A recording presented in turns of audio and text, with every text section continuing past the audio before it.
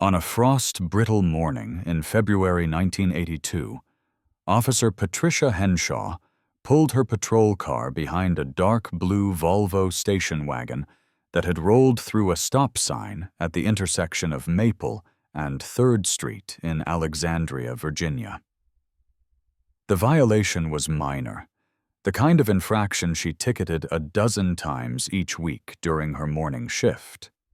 She had no reason to believe this traffic stop would be anything other than routine. No indication that the nervous man fumbling for his license and registration was carrying secrets that could compromise American intelligence operations across 3 continents. Within the hour, that ordinary traffic stop would trigger the largest counterintelligence investigation in the Washington metropolitan area since the Rosenberg trials, expose a sophisticated Soviet courier network, and prove that sometimes the most significant breakthroughs in espionage come not from elaborate surveillance operations or high-tech intercepts, but from a police officer who simply paid attention when something felt wrong. But before we dive into this story, make sure to leave a like and subscribe to the channel so we can bring you the most gripping Cold War and espionage stories every day, and tell me in the comments where you're watching from. It really helps support us. Patricia Henshaw was 29 years old that February, a 5-year veteran of the Alexandria Police Department who had earned her badge through a combination of academic excellence at the police academy and a stubborn determination to prove herself in a profession still dominated by men. She had grown up in Arlington, the daughter of a State Department translator who had instilled in her a deep respect for both law enforcement and international affairs. Her father had worked during the Cuban Missile Crisis, translating intercepted communications, and though he rarely discussed his classified work, Patricia had absorbed enough dinner-table conversations to understand that the Cold War was not an abstract geopolitical struggle, but a daily reality that touched every aspect of American life, including the quiet suburbs where families believed they were safe from the world's dangers. The morning of February 18th had been unremarkable until the Volvo caught her attention. Patricia had been parked on Maple Street, finishing paperwork from an earlier call about a barking dog complaint, when she saw the station wagon approach the intersection. The driver slowed, but did not come to a complete stop before turning right onto 3rd Street. It was a rolling stop, technically illegal, though many officers would have let it slide given the early hour and light traffic. But Patricia had been trained to enforce traffic laws consistently, and she activated her lights and pulled out to follow the Volvo. The driver's reaction immediately struck her as unusual. Instead of pulling over promptly, as most law-abiding citizens did when they saw police lights, the Volvo continued for nearly 2 blocks before finally stopping. This delay could have been innocent, the driver simply looking for a safe place to pull over. But something about the way the car moved during those 2 blocks, the slight acceleration before the eventual stop, suggested hesitation or possibly an attempt to reach a specific location before pulling over. Patricia made a mental note of this as she parked her patrol car behind the Volvo and radioed in the traffic stop to dispatch, providing the license plate number. Virginia plates, KDM 8934. As Patricia approached the driver's side window, her training kicked in automatically. She positioned herself slightly behind the driver's door pillar, kept her right hand free near her service weapon, and scanned the interior of the vehicle through the rear window before reaching the driver. What she saw made her instincts sharpen with attention. The back seat and cargo area of the Volvo were unusually empty. Not a single personal item visible. No coffee cups in the cup holders. No maps or parking receipts on the dashboard. The car was almost antiseptically clean, the kind of cleanliness that suggested either a rental vehicle or someone who maintained their car with deliberate, meticulous care. The driver had his window down by the time Patricia reached it, and he handed her his license and registration before she even asked. His hands trembled slightly as he passed over the documents, and Patricia noticed a thin sheen of perspiration on his forehead despite the cold morning air. The license identified him as David Kostoff, age 43, with an address in Arlington.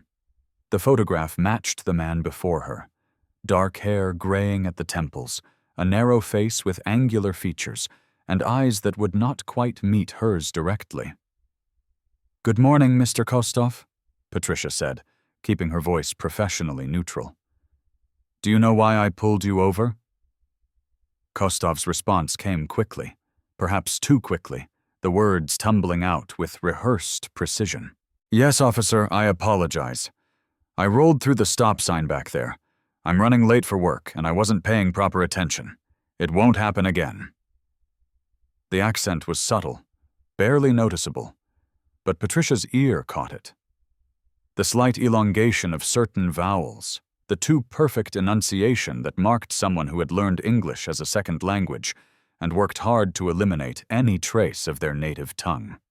The accent could have been from anywhere in Eastern Europe, though Patricia's years of listening to her father's colleagues at State Department functions made her think Russian or possibly Czech. "Where do you work, Mr. Kostoff?" Patricia asked, a standard question she used to keep drivers talking while she examined their documents more carefully. "I'm a systems analyst at Comtech Industries in McLean," Kostoff replied. "We do telecommunications work. I have a meeting at 8 o'clock, which is why I was hurrying. Again, I apologize for the traffic violation." Patricia examined the license and registration more carefully.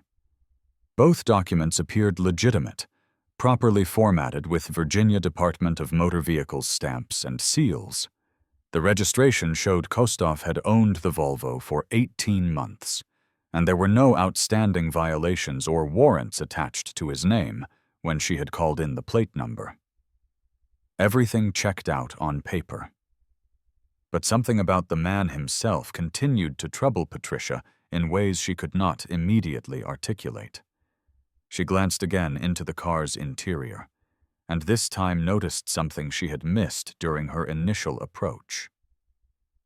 On the passenger seat, partially concealed beneath a folded newspaper, was the corner of what appeared to be a leather briefcase. The briefcase itself was unremarkable, but the newspaper caught her attention because it was folded in an unusual way. Not the casual fold of someone who had finished reading it, but a deliberate arrangement that seemed designed to conceal what lay beneath it. "Mr. Kostoff, I'm going to write you a warning for the stop sign violation," Patricia said, making a decision based purely on instinct. "Please wait here while I complete the paperwork." She returned to her patrol car and sat in the driver's seat, ostensibly filling out the warning citation. But her mind was working through the inconsistencies she had observed. The delayed stop, the empty, antiseptically clean vehicle, the trembling hands and nervous perspiration on a cold morning, the carefully concealed briefcase, the faint Eastern European accent beneath otherwise flawless English.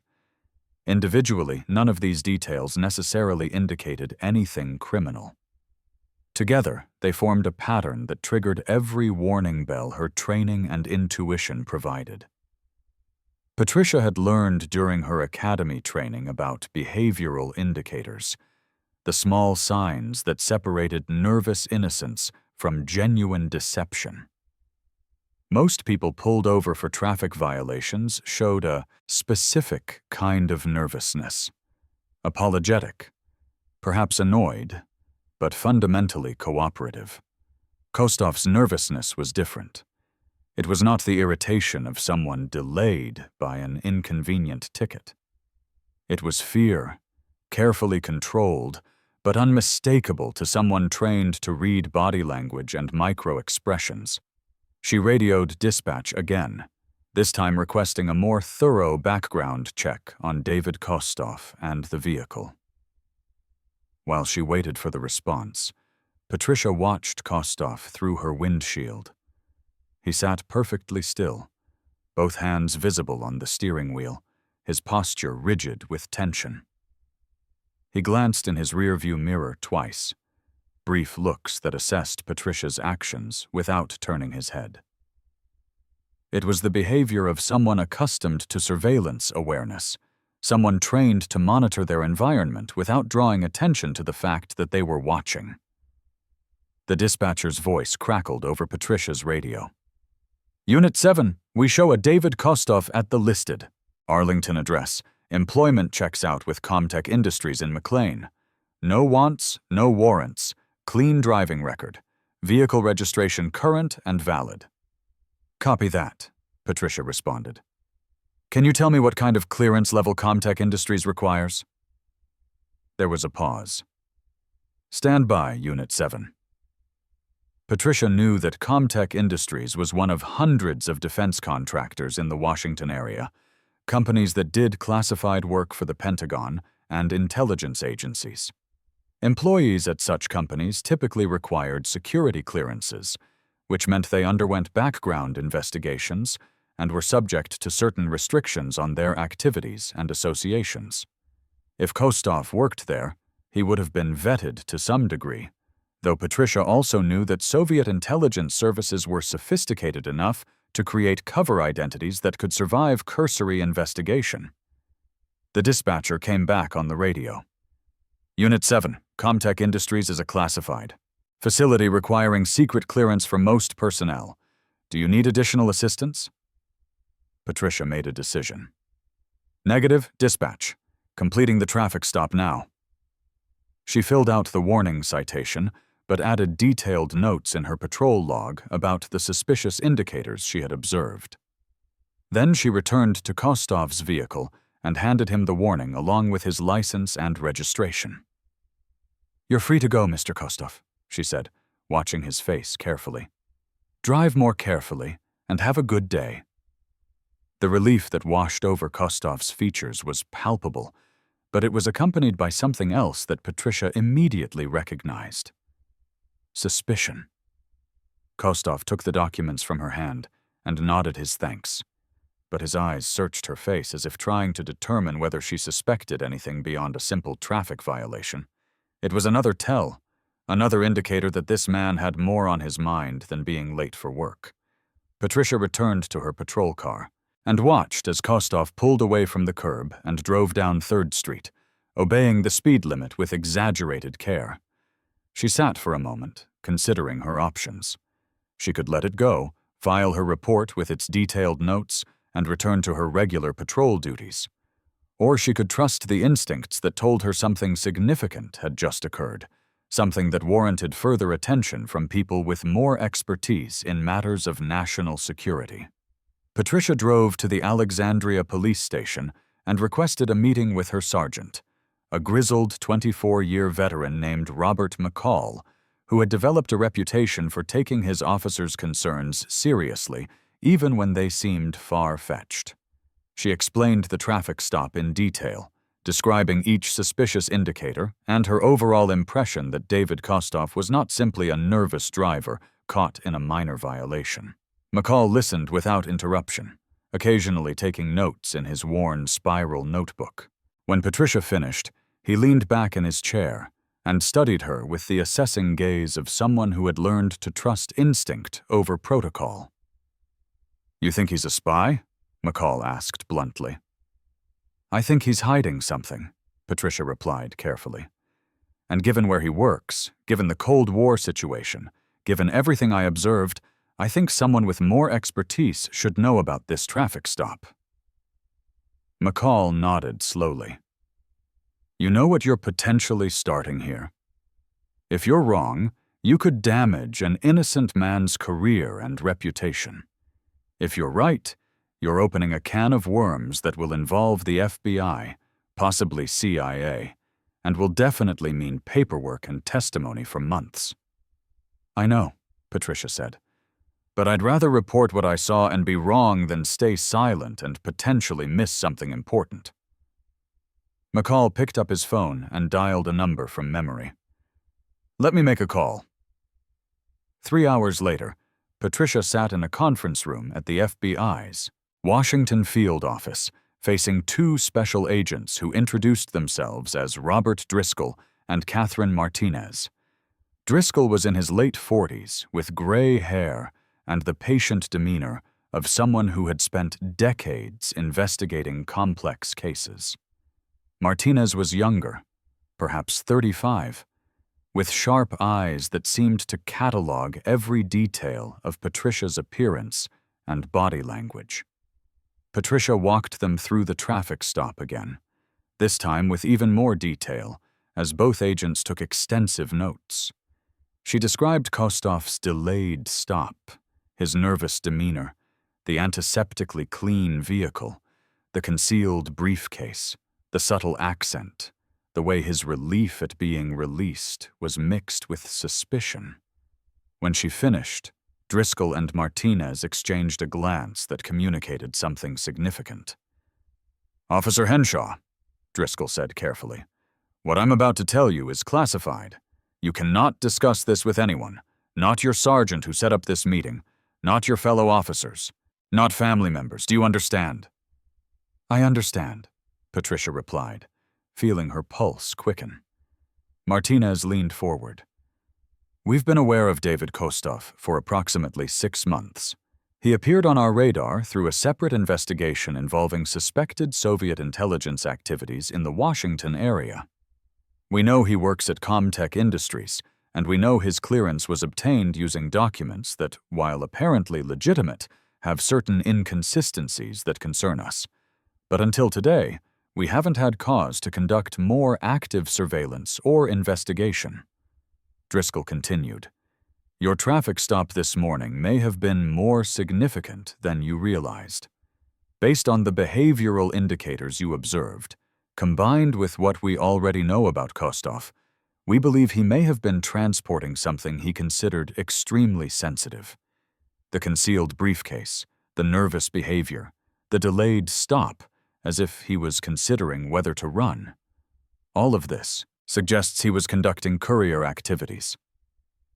Patricia absorbed this information, understanding now why her instincts had been so insistent that something was wrong. "What do you need from me?" "We need you to prepare an extremely detailed written statement describing everything you observed during the traffic stop," Martinez said. "Times, exact locations, every physical detail you can remember about Kostof, the vehicle, his behavior. We also need you to understand that this statement will be used to support a request for more intensive investigation of Kostof.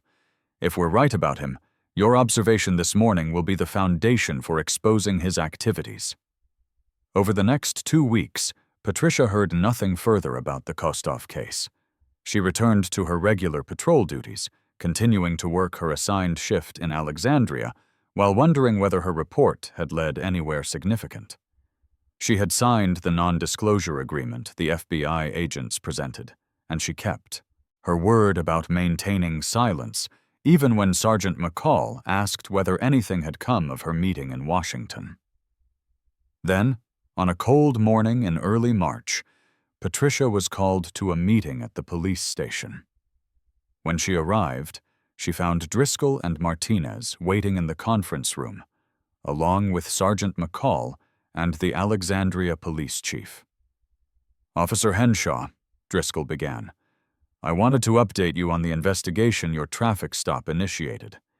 What I'm about to share is still classified, but given your role in this case, we believe you deserve to know what you helped uncover."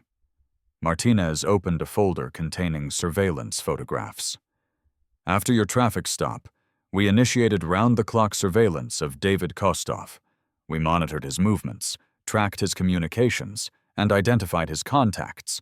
What we discovered was a sophisticated Soviet courier network that had been operating in the Washington area for at least 3 years, completely undetected until you guys pulled over that Volvo."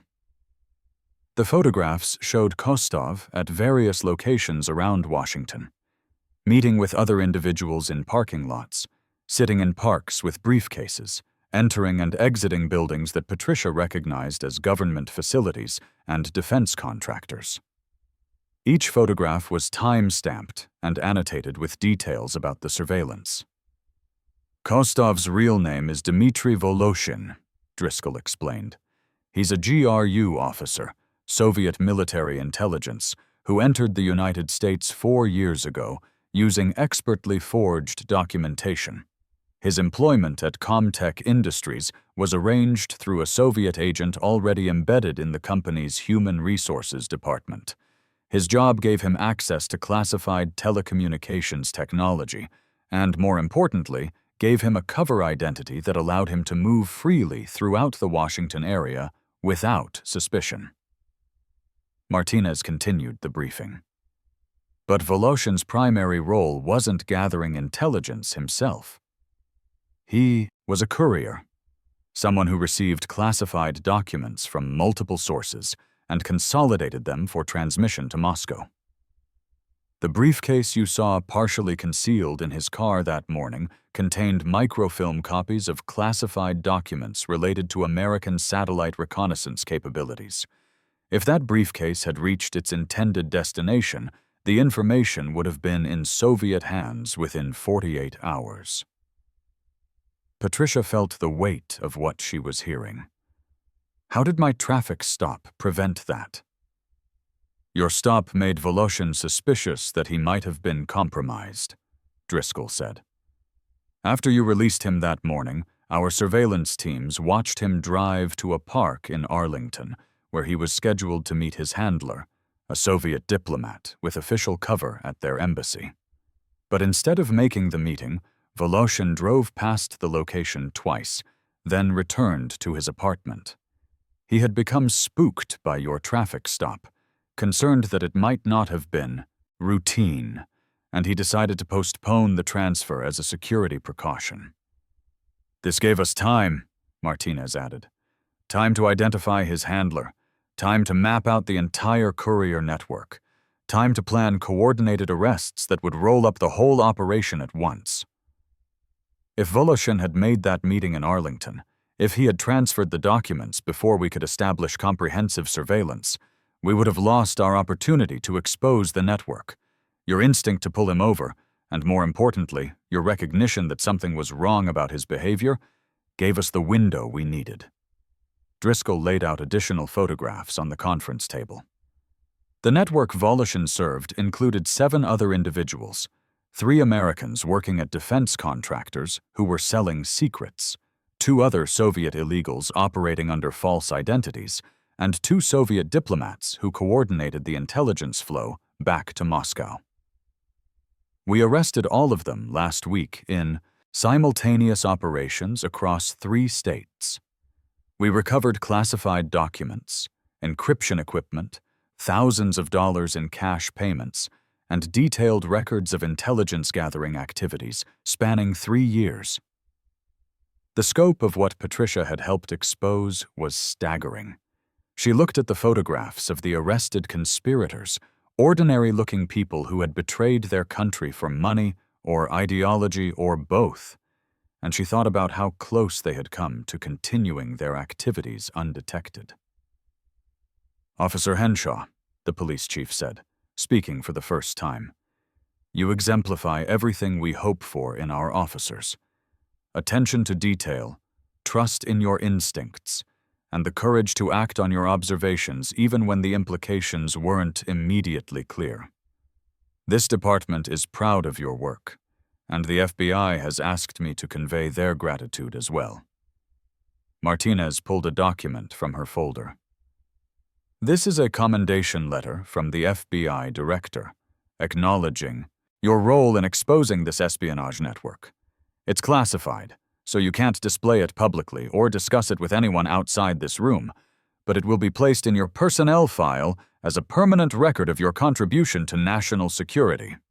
The commendation meant less to Patricia than the knowledge that her instincts had been correct, that the behavioral indicators she had observed during a routine traffic stop had indeed signaled something significant.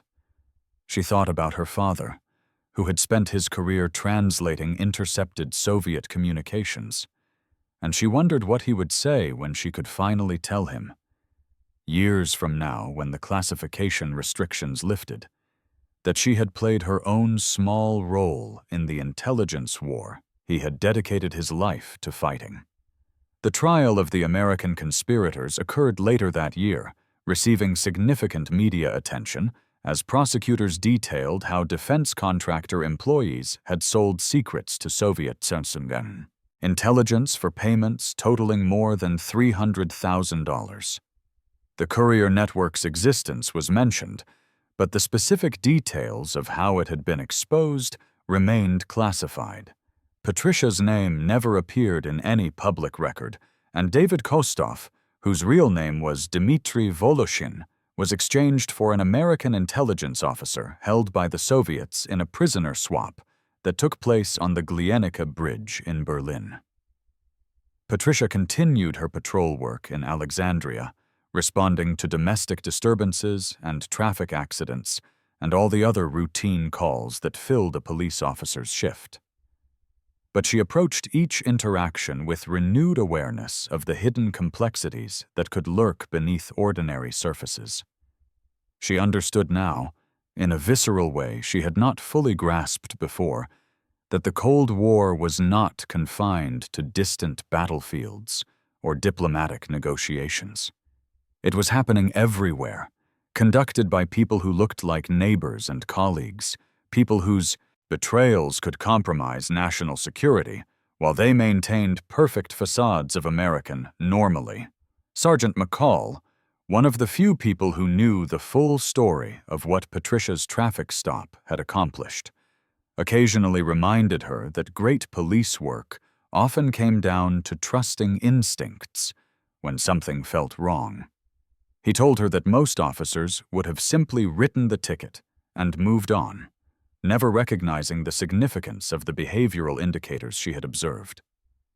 The difference between good police work and excellent police work, he said, was the willingness to pay attention to details that others overlooked and to trust trained instincts, even when the threat was not immediately obvious. Years later, after the Cold War had ended and the Soviet Union had collapsed, Patricia received a follow-up briefing from FBI agents who wanted to share additional information about the case that could now be partially declassified. She learned that the documents Voloshin had been carrying the morning of her traffic stop contained information about American satellite technology that would have significantly compromised intelligence-gathering capabilities if it had reached Moscow. The 3 defense contractor employees who had supplied the documents had been systematically photographing classified materials for nearly 2 years, building a comprehensive picture of American space reconnaissance capabilities that Soviet analysts would have found invaluable. The agents also shared that Voloshin had been a highly valued GRU officer, someone considered skilled enough to run a complex courier network while maintaining his cover as a telecommunications analyst. His recruitment and training had represented a significant investment by Soviet intelligence, and his exposure had been considered a major setback to their operations in the Washington area. The fact that he had been compromised through something as mundane as a traffic stop had apparently caused considerable consternation among GRU planners, who had focused their training on evading sophisticated surveillance while neglecting the simple reality that even the most carefully constructed cover could be penetrated by an alert police officer during a routine interaction. Patricia retired from the Alexandria Police Department in 2003 after 26 years of service. Her career including assignments in criminal investigations and training where she specialized in teaching young officers to recognize behavioral indicators and trust their instincts. She never forgot the cold February morning when a rolled stop sign had led to the exposure of a Soviet espionage network, and she used that experience to illustrate for countless police academy classes that significance could hide in the most ordinary encounters. The story of how a routine traffic stop unmasked a Soviet courier became a classified case study used by both law enforcement agencies and intelligence services to train personnel in the importance of behavioral observation and the value of seemingly minor details. The case demonstrated that espionage networks, no matter how sophisticated their planning and tradecraft, remained vulnerable to the human factor. The nervous perspiration of a courier under pressure, the trembling hands that betrayed inner fear, the subtle behavioral indicators that only a trained observer would recognize as significant. Patricia Henshaw never sought recognition for her role in the case, and she maintained the confidentiality requirements long after most details were declassified. When asked about her career by young officers seeking advice, she would tell them that good police work required more than just knowing laws and procedures. It required developing an instinct for when something was wrong, even if you couldn't immediately articulate why. It required trusting yourself enough to act on those instincts, even when doing so meant extra paperwork and potential embarrassment if you were wrong. And it required understanding that every traffic stop, every routine call, every seemingly mundane interaction carried the potential for significance that extended far beyond the immediate encounter. The dark blue Volvo station wagon was eventually sold at auction after being held as evidence, purchased by an unsuspecting family who never learned about its history or the classified documents that had once been concealed in a briefcase on its passenger seat. The stretch of road where Patricia had first noticed Kostov's rolling stop sign violation remained unchanged, just another intersection in Alexandria where commuters hurried to work each morning, unaware that a moment of ordinary police work conducted there had helped protect American intelligence capabilities during one of the most dangerous periods of the Cold War. In the end, Patricia Henshaw's story embodied a truth that intelligence agencies and law enforcement officials had learned many times throughout the Cold War, that the most sophisticated espionage operations could be undone by ordinary vigilance, that trained observation mattered more than exotic technology, and that sometimes the difference between security and compromise came down to whether one person, in one moment, paid enough attention to recognize that something was not quite right. The Cold War produced many dramatic tales of espionage and counterintelligence, but it also produced quieter stories like Patricia's, stories of professional competence, meeting critical moments, of instinct proving more valuable than elaborate surveillance, and of ordinary citizens whose alert observation contributed to extraordinary outcomes. And that concludes our story. If you made it this far, please share your thoughts in the comments. Don't forget to subscribe for more incredible stories and check out the video on screen. I'm sure you'll enjoy it. See you next time.